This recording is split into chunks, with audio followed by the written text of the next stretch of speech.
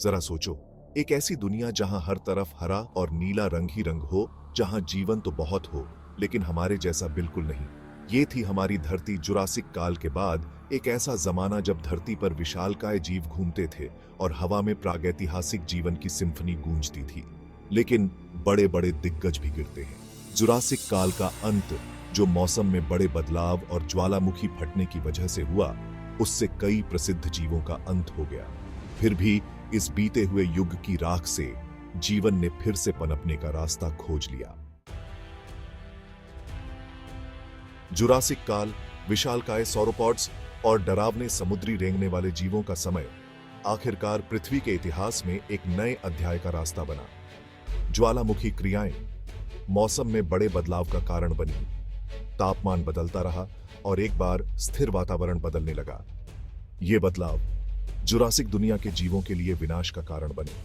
ताकतवर डायनासोर कम होने लगे, उनका शासन खत्म होने लगा। जैसे जैसे जुरासिक काल के विशालकाय जीवों का शासन समाप्त हुआ, हमारे ग्रह का भूदृश्य ही बदलने लगा। सुपर कॉन्टिनेंट पैंजिया, जो कभी पृथ्वी की सतह का एक बहुत बड़ा भाग था, धीरे धीरे लेकिन लगातार टूटता रहा।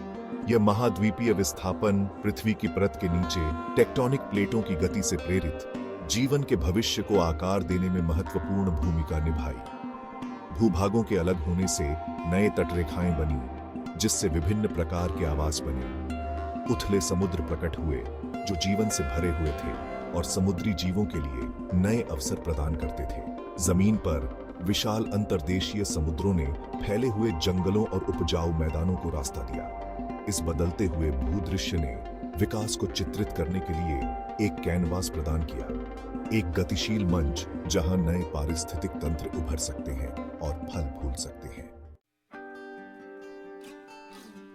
राख से स्तनधारियों का उदय। दिग्गजों की छाया में एक नया राजवंश चुपचाप आकार ले रहा था।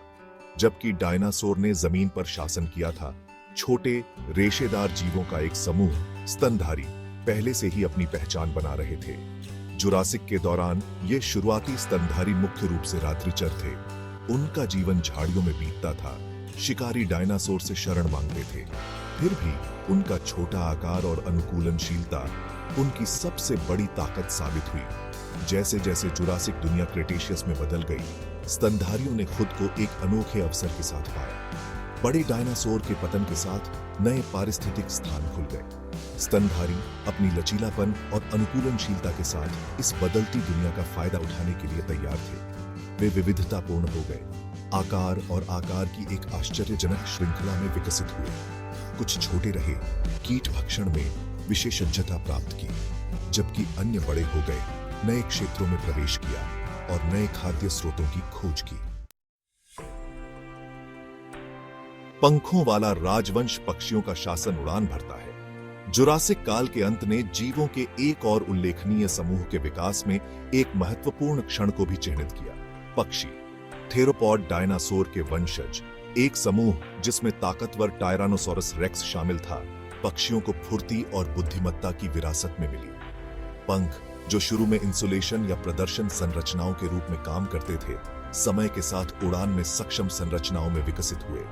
जैसे जैसे जुरासिक ने क्रेटेशियस को रास्ता दिया, पक्षियों ने बढ़ते हुए विश्वास के साथ आसमान में उड़ान भरी। उनकी खोखली हड्डियां, कुशल श्वसन प्रणाली और उल्लेखनीय फुर्ती ने उन्हें हवा का उस्ताद बना दिया। वे दुनिया भर में फैल गए, नए आवासों का उपनिवेश बनाया और रूपों की एक आश्चर्यजनक विविधता में विकसित हुए। टेरोसौर वंश के बढ़ते दिग्गजों से लेकर नाजुक पंखों वाले डायनासोर तक, जो अंततः आधुनिक पक्षियों में विकसित होंगे, आसमान अनुकूलन की शक्ति और विकास की असीम रचनात्मकता का प्रमाण बन गया।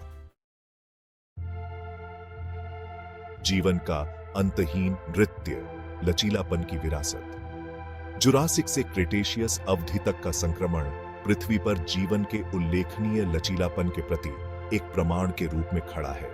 जुरासिक दिग्गजों के निधन ने नए पारिस्थितिक तंत्रों के उदय और जीवन रूपों के विविधीकरण का मार्ग प्रशस्त किया।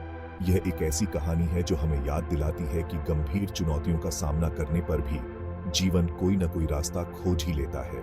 पृथ्वी पर जीवन उल्लेखनीय लचीलापन और अनुकूलनशीलता की एक शक्ति है।